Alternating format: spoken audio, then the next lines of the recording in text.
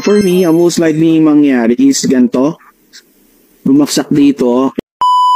So yun na nga, tama tayo sa prediction natin last week na after ma-sweep yung mga liquidity dito sa ilalim is magkakaroon tayo ng significance na pump, no?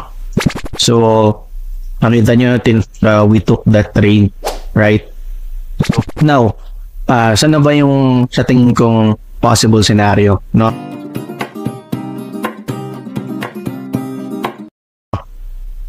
So for me, kung napansin niyo yung mga nakaraang FOMC, no? Kasi may FOMC tayo this week, papakita ko yung date mamaya. Usually, prior the day, ang nangyayari is, nagkakaroon tayo ng volatility sa market.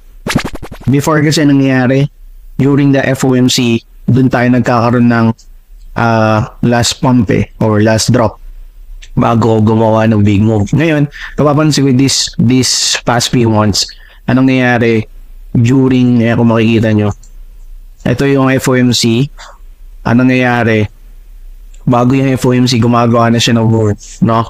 So, ang pwedeng nakikita ko nung mangyayari dito is either, magkaroon tayo isa pa pump, small pump, then drop na tayo dun sa monthly target natin, no? So, yung sinabi ko sa inyo, na kung naalala nyo before, 22,000 hanggang 19,000. So, yun yung deviation level natin na kung saan sinasabi natin na this could be the major pump that we're waiting for. Pero yun yung bumaksak na dito.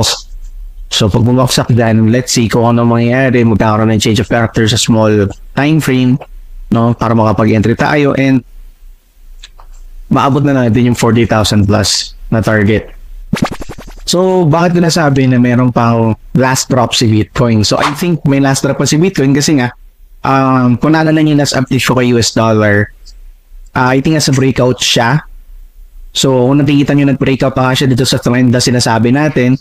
And I think it will reach above 107,615. And that happens, all correlated assets like Forex, Nasdaq, SP 500 and cryptocurrency is magpa-pump, no? So, yun yung kailangan natin ng tayet kung mangyayari siya. And sa Thursday, September 21, 2 AM, so madaling araw siya, meron tayong FOMC Fed interest rate, FOMC yun, press conference. So, dito, ini-discuss na yung interest rate, kung magpo-pause na ba sila or itataas man nila. So, pag nag-pause sila or nag-pause and binaksak nila yung interest rate, ibig sabihin, that will be bullish sa market. So, ikaw ba, may prediction ka na ba? Position ka na ba kay Bitcoin or sa mga other assets? Comment down below. Let's go.